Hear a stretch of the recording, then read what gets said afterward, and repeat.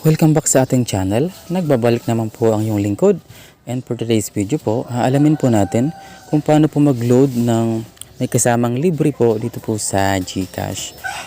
So, ayan guys, open lang po natin ang ating mga GCash wallet at puntahan po natin si load.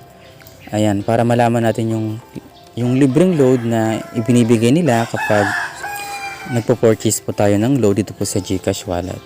So here guys, paalala lang po na for smart or token text lang po itong promo nila na libreng load kapag nag-avail po tayo ng load sa GCash.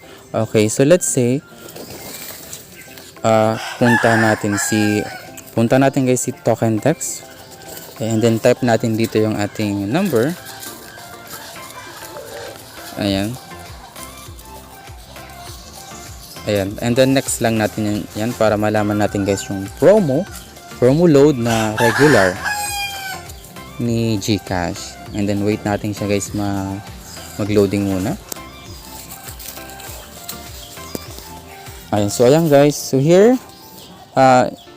kung nakikita nyo guys itong regular, ayan nasa taas, i-scroll lang natin siya at hanapin natin si top promos. So ito siya guys, click natin yan, and then ito na po yung mga top promos or yung free load po kapag nag-purchase po tayo ng load dito.